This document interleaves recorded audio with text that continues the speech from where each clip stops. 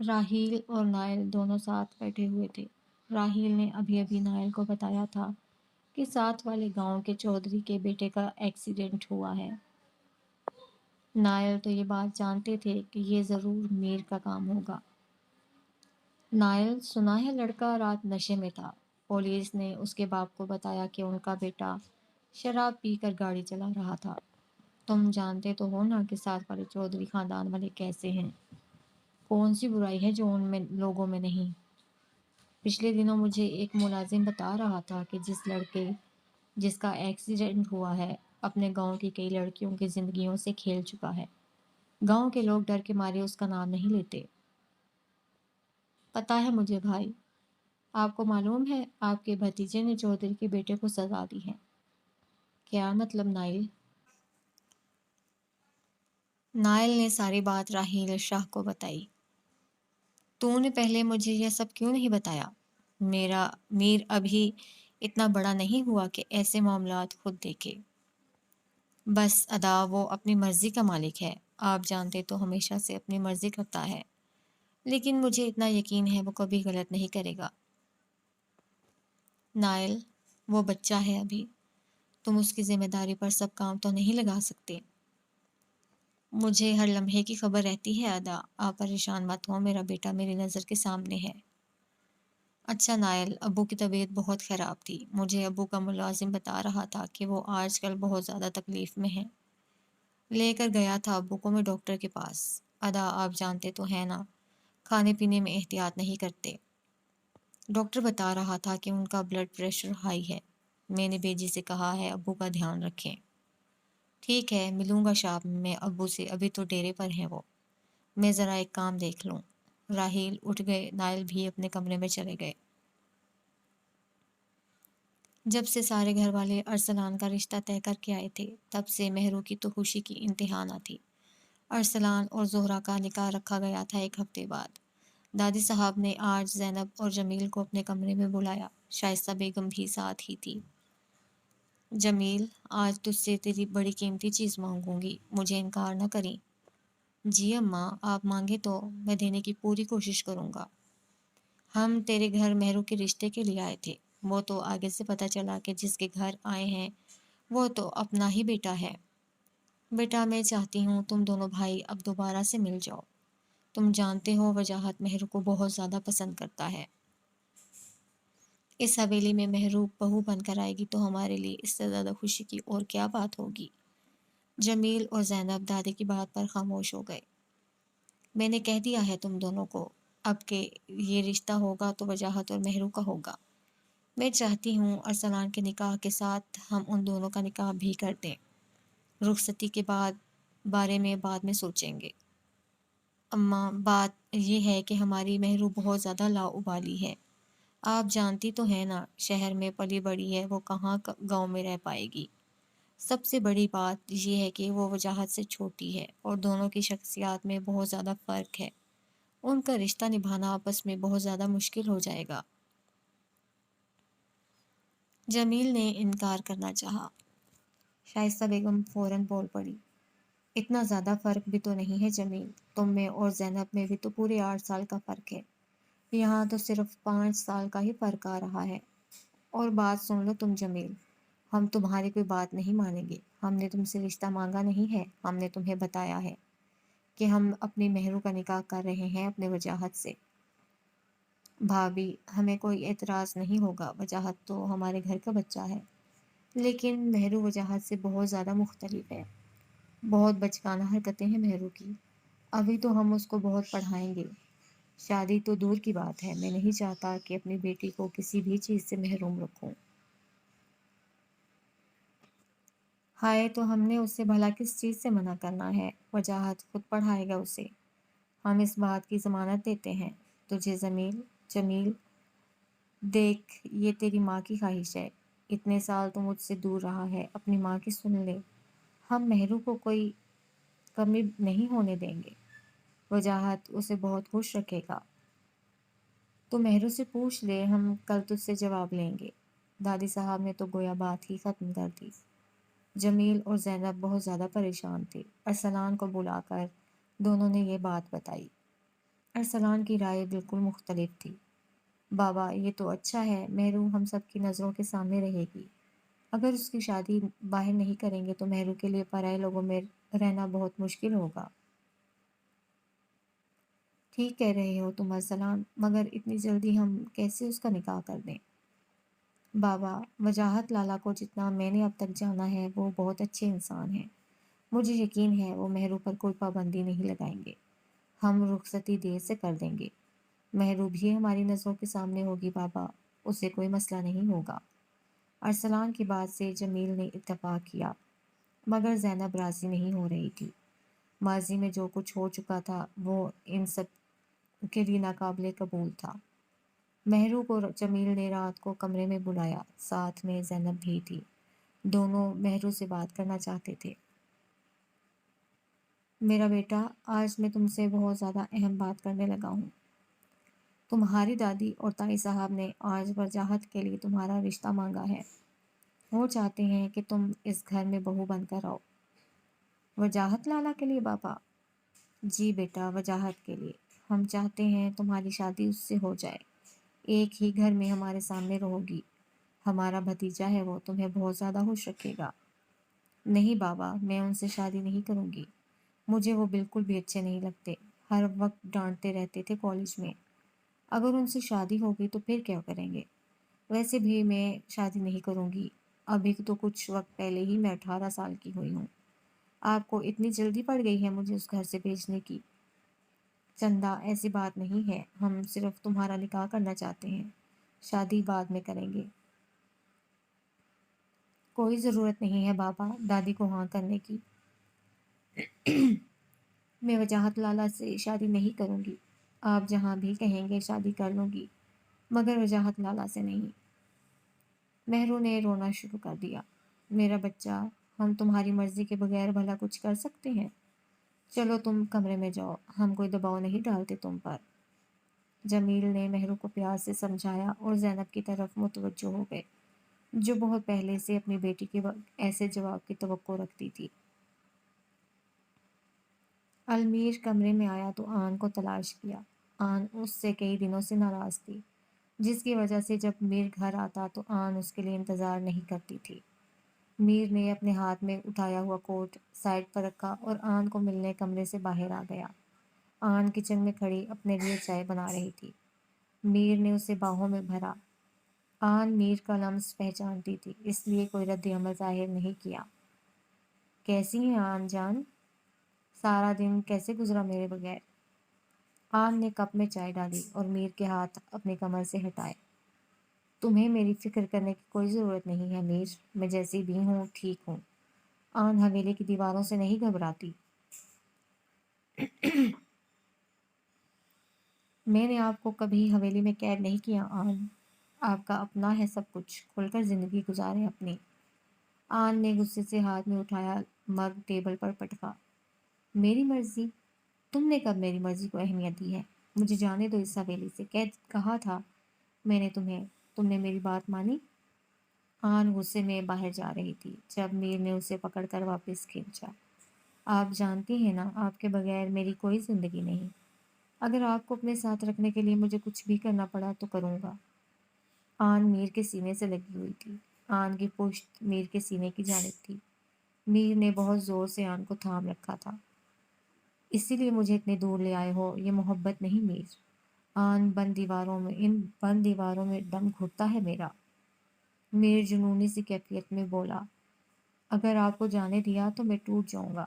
ہم بہت اچھی زندگی گزاریں گے، بہت جلد ہمارا ایک بچہ ہوگا، مجھے یقین ہے ہماری فیملی بہت خوبصورت ہوگی۔ تم سے بحث کرنا فضول ہے میر، میں کبھی اپنے بچوں کو شاہ حویلی کے ماحول میں نہیں رہنے دوں گی جہاں میرے اپنوں کا قتل ہوا۔ اسی لیے میں آپ کو ان سب سے دور لے آیا ہوں، ہم یہاں اپنی دنیا بسائیں گے۔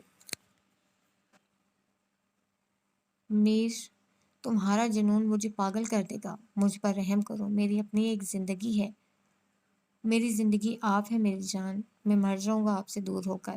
میری ماں نے میرا ماضی آپ کو بتا کر مجھ پر ظلم کیا ہے، وہ چاہتی ہی نہیں تھی میں خوش رہوں، مگر میں آپ کو کبھی خود سے دور نہیں جانے دوں گا۔ میر نے آن کی گردن میں اپنا چہرہ چھپایا۔ آن نے خود کو آزاد کروانا چاہا مگر نہیں کروا پائی۔ مت کریں کوشش آن، میں نہیں چھوڑ سکتا آپ کو۔ میں عشق کرتا ہوں آپ سے، اپنا سب کچھ چھوڑ دیا آپ کی خاطر۔ آپ جان مانگیں میں دوں گا، مجھے چھوڑ کر جانے سے پہلے میری جان لے کر جائیے گا۔ میر نے آن پر گرفت اور مضبوط کر دی۔ آن پیچھے مڑی تو میر نے اسے اپنے سینے میں چھپا لیا۔ آن اس شخص کو چاہ کر بھی نہیں چھوڑ سکتی تھی جو اس کی روح کا مکین تھا، مگر ماضی ان دونوں کی زندگی پر حاوی تھا۔ دادی صاحب کو مہرو کے انکار پر بہت دکھ ہوا۔ حویلی کے لان میں شہیر، جمیل اور دادی صاحب بیٹھے تھے۔ پتر، ایک ہی خواہش تھی میری کہ مرنے سے پہلے تم دونوں بھائیوں کو ایک ساتھ دیکھ جاؤں۔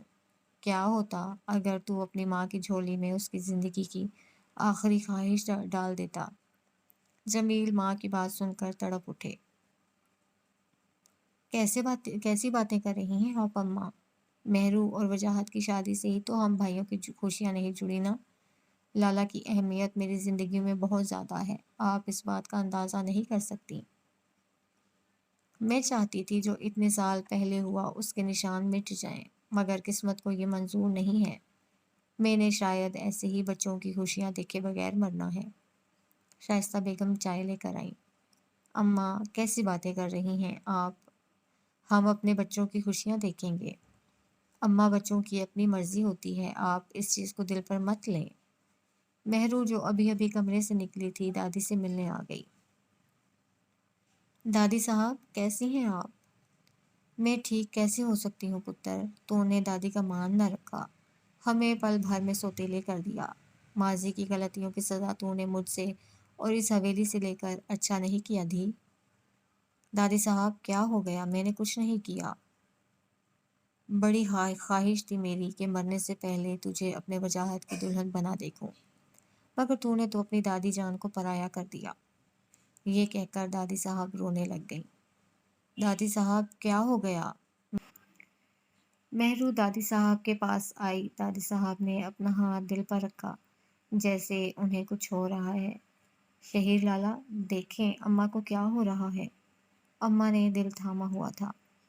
شہیر اور جمیل دونوں فوراً سے ماں کے پاس آئے۔ حویلی میں افراتفری مچ گئی۔ دادی صاحب کو فوراً ہسپتال لے جایا گیا۔ مہرو کے انکار کو دادی صاحب نے دل پر لے لیا۔ وجاہت کو جیسے ہی خبر ہوئی وہ بھی فوراً ہسپتال پہنچا۔ مل گئی ہے تمہیں خوشی مہرو؟ وجاہت نے مہرو کو مخاطب کیا جو دیوار کے ساتھ ٹیک لگائے دادی کے لیے دعائیں کر رہی تھی۔ آپ ایسے کیسے کہہ سکتے ہیں؟ میں کہہ سکتا ہوں، ایک خواہش ہی تو کی تھی دادی نے، تم نے ان کا دل توڑ دیا۔ ٹھیک ہے میں تمہیں زہر لگتا ہوں، مگر دادی کا تو خیال کیا ہوتا۔ سالوں سے چچا کے انتظار میں آس لگا کر بیٹھی ہوئی تھیں وہ۔ ہر بار مجھے کہتی تھیں کہ اگر میرے جمیل کی بیٹی ہوئی تو تم سے شادی کروں گی اس کی۔ اب جس لڑکی کو میں پسند کرتا ہوں وہ ان کی پوتی ہے، اس میں ان کا تو کوئی قصور نہیں۔ تم بہت خود غرض بن رہی ہو مہرو، میں تمہیں اتنی محبت کرتا ہوں مگر تم محبت کی قدر نہیں کرتی۔ آپ مجھ پر الزام نہیں لگا سکتے، میرا کوئی قصور نہیں سب میں۔ کیسے قصور نہیں ہے؟ ہر وقت تمہیں صرف خود کی فکر رہتی ہے، تمہیں کیا دوسرے لوگ نظر نہیں آتے؟ تمہیں میں نظر نہیں آتا کیا مہرو؟ مہرو خاموشی سے وجاہت کی باتیں سن رہی تھی۔ یہاں کھڑا ہونا مشکل لگ رہا تھا مہرو کو۔ آن شیشے کے آگے کھڑی ہو کر تیار ہو رہی تھی۔ آج بہت عرصے بعد اتنی زیادہ خوشی سے تیار ہو رہی تھی۔ اسے جب معلوم ہوا کہ وجاہت اور ارسلان دونوں کا نکاح ساتھ ہو رہا ہے تو ان کی خوشی کا ٹھکانہ نہ تھا۔ ارسلان کی جب آن سے ملاقات ہوئی اور اسے معلوم ہوا کہ بہت عرصہ پہلے میر کو گولی لگی تو اس دن ارسلان ہی تھا جس نے ان لوگوں کی اس دن مدد کی تھی، یعنی کہ خون میں کشش ہوتی ہے جس کی بدولت ارسلان ان کی مدد کو آ گیا تھا۔ آن اپنے والدین کے گھر آئی ہوئی تھی اور اس وقت اپنے پرانے کمرے میں کھڑی ہو کر تیار ہو رہی تھی۔ آن نے خوبصورت سفید رنگ کا فراک پہنا ہوا تھا جس پر گولڈن نگوں سے بھاری کام ہوا ہوتا، جبکہ سر پر اس نے سرخ رنگ کا دوپٹہ لے رکھا تھا۔ بالوں کو اس نے جوڑے کی شکل میں باندھا ہوا تھا۔ سرخ رنگ کی چوڑیاں آن نے دونوں ہاتھوں میں پہن رکھی تھی۔ علیزہ بھی نکاح پر آنا چاہ رہی تھی مگر پھر نائل نے انہیں روک دیا کہ آن کو جانے دیں، کہیں دونوں کے جانے سے بڑے شاہ کوئی مسئلہ نہ کھڑا کر دیں۔ آن تیار ہو کر مہرو کے کمرے کی طرف گئی، جو بہت زیادہ غصے میں تھی۔ مہرو کو مجبور ہو کر وجاہت سے شادی کے لیے ہاں کرنا پڑی۔ دادی صاحب نے فوراً ہی دونوں کا نکاح رکھ دیا۔ وجاہت کی طرف سے بھی مکمل خاموشی تھی، جبکہ مہرو کا تو غصے سے برا حال تھا۔ دادی صاحب نے مہرو کو راضی کروا ہی لیا تھا۔ جمیل تھے تو چودھری خاندان کے، انہیں بھی بے حد خوشی ہوئی جب وجاہت اور مہرو کا رشتہ طے ہوا۔ مہرو اس وقت گولڈن رنگ کی میکسی پہنے شیشے کے سامنے بیٹھی ہوئی تھی۔ پارلر والی نے اس کے چہرے پر بالکل نیچرل میک اپ کیا تھا۔ اس کے ساتھ ہی زہرہ بیٹھی ہوئی تھی، جس نے اسی ایک کی طرح کی لائٹ پنک میکسی پہن رکھی تھی۔ نکاح کے فنکشن کو گاؤں میں ہی رکھا گیا۔ حویلی کے لان کو بہت خوبصورت طریقے سے سجایا گیا تھا۔ مہرو، منہ کو سیدھا کرو یار، ایسا لگ رہا ہے تمہیں زبردستی بٹھایا گیا ہے۔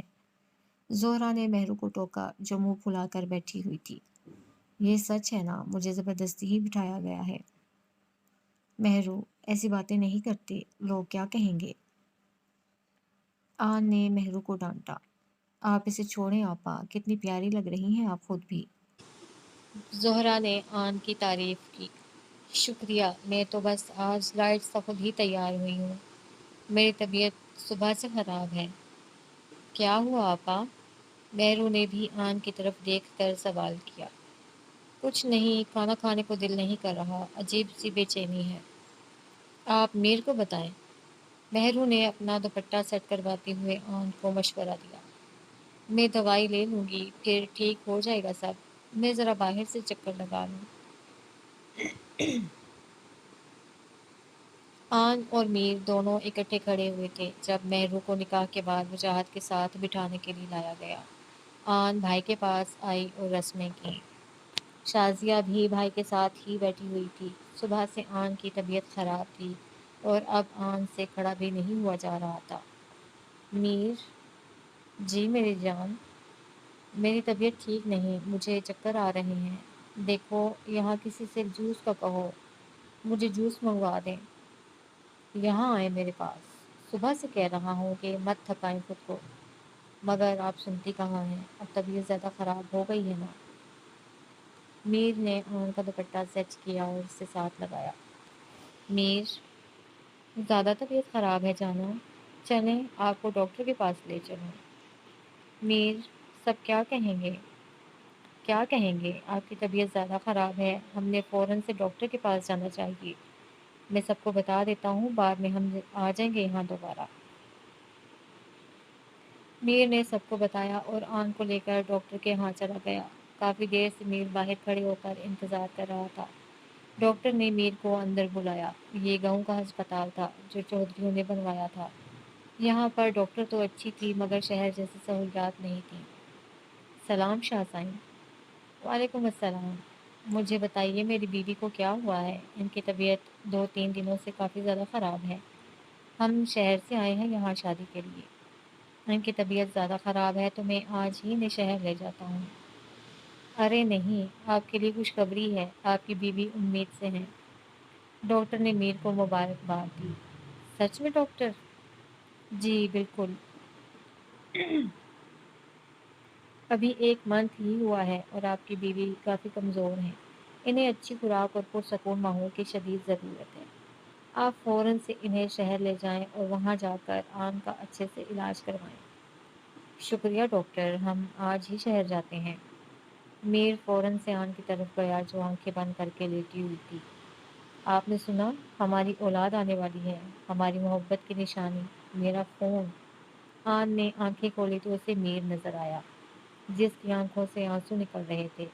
آن نے مسکرا کر اسباب میں سر ہلایا اور میر کے آنسو صاف کیے۔ خوشی کے موقع پر آنسو؟ یہ آنسو تو خوشی کے ہیں جانا، آپ بہت عزیز عورت ہیں جس نے میری ہر خواہش کا احترام کیا ہے۔ آپ میری زندگی میں انعام بن کر آئی ہیں۔ تم نے بھی تو مجھے مکمل کیا ہے نا میر، دیکھنا آنے والے وقت ہمارے لیے ڈھیر ساری خوشیاں لائے گا۔ میر نے آن کی پیشانی پر بوسہ دیا، مگر یہ نہیں جانتے تھے کہ جدائی راہ کھولے انہیں دیکھ رہی ہے۔ مہرو غصے میں منہ پھلائے بیٹھی تھی۔ دادی صاحب اس کے اور وجاہت کے نکاح کے بعد بالکل ٹھیک ہو گئی۔ دادی صاحب کے بیمار ہونے پر سب نے اسے مجبور کیا، جس کی وجہ سے اسے نکاح کے لیے ہاں کرنی پڑی، ورنہ یہ کبھی وجاہت سے شادی تو دور بات کرنا بھی پسند نہ کرتی۔ اس وقت زہرا اور مہرو دونوں کو سب لوگ مل کر تحفے دے رہے تھے۔ زہرا تو بے انتہا خوش تھی، مگر مہرو نہیں۔ یار منہ ٹھیک کر لے، سب لوگ دیکھ رہے ہیں، کتنا برا لگتا ہے کہ دلہن ایسے منہ پھلا کر بیٹھی ہوئی ہے۔ زہرا نے اسے احساس دلانا چاہا، ہر کوئی تیری طرح تو خوش نہیں ہوتا نا، میں سخت غصہ ہوں، اس وقت مجھ سے بات مت کر۔ اچھا یار، تو کاٹ کھانے کو دوڑ رہی ہے۔ زہرا اس کے غصہ کرنے پر خاموش ہو گئی۔ وجاہت کو معلوم تھا مہرو ناراض ہے، اس لیے جب مہرو واپس اپنے کمرے میں گئی تو وجاہت بھی اس کے ساتھ ہی کمرے میں آ گیا۔ کیوں آئے ہیں آپ یہاں؟ شرم نہیں آتی یوں بلا وجہ کسی لڑکی کے کمرے میں داخل ہوتے ہوئے؟ کسی لڑکی کے کمرے میں یا اپنی بیوی کے کمرے میں؟ زبردستی کی بیوی کے کمرے میں۔ آپ سب نے میرے ساتھ ٹیک کھیلی ہے، میں آپ سے ہرگز بات نہیں کروں گی، جائیں یہاں سے۔ یار ایسے تو نہ کرو نا، ایک بار اپنا دیدار تو کرا دو، کتنی پیاری لگ رہی ہو۔ ہرگز نہیں، آپ خبردار جو میرے پاس آئے، سب کو شور مچا کر اکٹھا کر لوں گی۔ شور مچا لو جتنا مچا سکتی ہو، اچھا ہوگا، سب ہماری رخصتی جلدی کر دیں گے۔ وجاہت مہرو کے پاس آیا اور اسے اپنے پاس کھینچا۔ مہرو اس کے سینے سے آ لگی۔ غصے میں خفا سی مہرو وجاہت کے دل کے تار ہلا گئی۔ چھوڑیں مجھے، مہرو کا چہرہ شرم سے سرخ ہو رہا تھا۔ کیوں چھوڑوں؟ کہا تھا نا کہ جن میں تم پر پورا حق رکھوں گا تو پھر کوئی چیز مجھے تمہارے پاس آنے سے روک نہیں سکتی۔ وجاہت نے مہرو کا چہرہ ہاتھ کی مدد سے ٹھوڑی سے پکڑا اور اوپر کیا۔ وجاہت نے جھک کے مہرو کی پیشانی پر اپنی محبت کی پہلی مہر ثبت کی۔ آپ بہت برے ہیں وجاہت، تمہارے معاملے میں مانتا ہوں میں بہت برا ہوں، مجھ سے دور جانے کی بات مت کیا کرو، میں تمہیں کبھی بھی خود سے دور جانے نہیں دوں گا۔ اب اپنا موڈ صحیح کرو، دیکھو میں تمہارے لیے کیا تحفہ لایا ہوں۔ وجاہت نے سونے کے خوبصورت کنگن اس کی کلائیوں میں ڈالے۔ مجھے نہیں چاہیے۔ ارے پاگل، یہ تو تحفہ ہوتا ہے، جلدی سے اسے قبول کرو، مجھے باہر جانا ہے اب، میں کسی سے نہ سنوں کہ مہرو روئی ہے، جلدی سے موڈ صحیح کرو۔ وجاہت نے اسے پیار سے سمجھایا اور کمرے سے باہر چلا گیا۔ شازیہ کمرے میں مہرو کو کھانے کے لیے بلانے آئی، مہرو ان کے ساتھ باہر چل دی۔ میر اور آن دونوں شیشے کے سامنے کھڑے ہوئے تھے۔ آن ہاتھوں میں پھولوں کے گجرے ڈال رہی تھی، مگر شیشے کی طرف دیکھ کر اس نے ساتھ ساتھ رونا بھی شروع کر دیا۔ میر جو آن کی تیاری دیکھنے اس کے ساتھ شیشے کے پاس کھڑا تھا، فوراً آن کے قریب آیا اور اسے تھام لیا۔ کیا ہوا جانا؟ میں کتنی موٹی ہو گئی ہوں؟ پتہ ہے مہرو میرا مذاق اڑا رہی تھی، شازیہ آپا بھی یہی کہہ رہی تھیں کہ آن بہت زیادہ کھانا کھاتی ہے۔ میر میں بالکل بھی پیاری نہیں رہی نا؟ آن کی سوں سوں جاری تھی۔ یہ چند دن میر کے لیے بہت زیادہ مشکل ہو گئے تھے۔ اب حویلی میں ننا مہمان آنے والا تھا تو سب مل کر آن کو بہت تنگ کرتے، جس کے باعث میر کی شامت آ جاتی۔ کس نے ایسے کہہ دیا جانا؟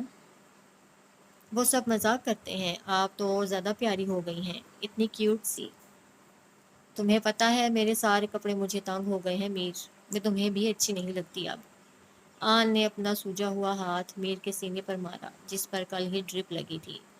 میر کو تو اثر نہ ہوا، مگر آن کے ہاتھ میں درد کی ایک لہر اٹھی تھی۔ جانا، میر نے آن کا ہاتھ تھام کر لبوں سے لگایا، میں آپ کے ڈھیر سارے نئے کپڑے لاؤں گا، جو آپ کو اچھے لگے وہ پہننا، اور میری بیوی سب سے پیاری ہے، مہرو کو تو میں سیدھا کرتا ہوں نا ذرا۔ میر نے آن کا اپنے سینے سے لگا سر سہلایا۔ میر سوچ نہیں سکتا تھا کہ آن اتنی زیادہ سٹریس لیں گی اس حالت میں، جب ڈاکٹر نے آن کو مکمل بیڈ ریسٹ کا کہا تھا۔ جب سے یہ لوگ وجاہت کے نکاح سے واپس آئے تھے آن کی طبیعت خراب رہتی تھی۔ گزرے 2 ماہ میں ڈاکٹر نے آن کو مکمل بیڈ ریسٹ کا کہا تھا۔ پہلے تو میر شاید حویلی چلا جاتا، مگر اب آن کی طبیعت کی پیش نظر شہر میں ہی تھا۔ حویلی میں آن کی پریگننسی کا سن کر بے انتہا خوشیاں منائی گئیں۔ علیزہ آن کے پاس رہنے آئی تھی، مگر پھر انہیں حویلی جانا پڑا۔ مہرو کی اس عرصے میں آن سے بہت دوستی ہو گئی۔ شازیہ آپا سے بھی آن کی بات ہوتی رہتی، سب اسے بہت تنگ کرتے تھے۔ میر آن کے ساتھ بیڈ پر لیٹا ہوا تھا۔ آن بے وقت سو جاتی تھی۔ آج بھی مغرب کی نماز کے بعد آن سو گئی اور رات 2 بجے اس نے میر کو اٹھایا کہ بھوک لگی ہے۔ میر نے اسے کھانا کھلایا اور اب دونوں لیٹے ہوئے تھے۔ میر، میرا بیبی تمہاری طرح ہوگا کیا؟ میر جو آن کے سر میں انگلیاں پھیر رہا تھا اس کی بات پر ہنسنے لگ گیا۔ مجھے کیا پتا جانا؟ کیوں؟ تم اس کے بابا ہو، تمہیں نہیں پتا ہوگا تو کسے پتا ہوگا؟ سوری یار، غلطی ہو گئی۔ ٹھیک کہہ رہی ہیں آپ، وہ آدھا میری طرح ہوگا اور آدھا آپ کی طرح کا۔ آن نے میر کے سینے سے سر اٹھایا اور اپنا ہاتھ میر کے سینے پر رکھا۔ میر، تمہیں بیٹی چاہیے یا بیٹا؟ دونوں۔ ہاں، اگر آپ پوچھ رہی ہیں کہ مجھے پہلے کیا چاہیے تو بیٹی چاہیے، مجھے پیاری سی، ضدی سی، بالکل آپ کی طرح۔ میر نے آن کی آنکھوں پر پیار دیا۔ اگر بیٹا آ گیا تو کوئی بات نہیں، وہ بھی میری جان ہوگا جیسے آپ میری جان ہیں۔ یعنی تم میرا پیار ہمارے بچوں کو دو گے؟ میری یہ مجال؟ بس آپ دونوں کا خیال رکھوں گا بہت سارا۔ آپ کی جگہ تو کوئی نہیں لے سکتا جانا، کوئی نہیں۔ میر نے اس کا ہاتھ تھام کر اسے اپنی باہوں میں بھرا اور لائٹ بند کی تاکہ آن سو جائے، ورنہ آن ساری رات جاگی رہتی۔ یہ دونوں نہیں جانتے تھے کہ جھانک سفر آن کا منتظر ہے۔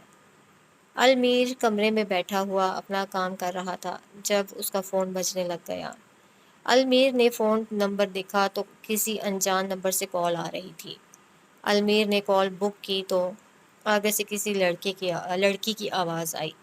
المیر پھر خاموشی سے سنتا رہا۔ وہ بہت دیر بعد اس نے لڑکی کو فون پر کچھ کہا، جس کے بعد فون بند کر دیا۔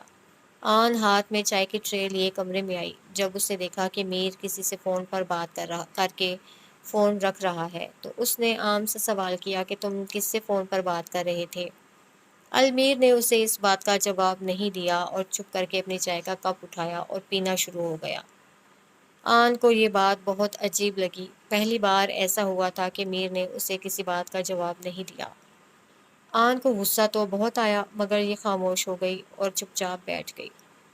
میر، تم کل کہاں تھے؟ میں سارا دن پریشان رہی۔ یہاں ہی تھا آن، آپ پریشان مت ہوں، کچھ مصروفیات کی بنا پر میں آپ کو وقت نہیں دے پا رہا۔ میری پوری کوشش ہوگی کہ آپ کو کوئی تکلیف نہ ہو۔ میر، تم یہ جانتے ہو کہ مجھے کسی چیز کی ضرورت نہیں، صرف تمہارے ساتھ کی ضرورت ہے۔ میں چاہتی ہوں آنے والا مستقبل روشن ہو۔ اب تو ہماری ایک دنیا بننے والی ہے۔ میر، کیا تم خوش نہیں ہو؟ آن پلیز، ہر وقت ایک ہی بات کو لے کر مت بیٹھا کرے۔ انسان کبھی کبھی کسی وجہ سے پریشان بھی تو ہو سکتا ہے نا۔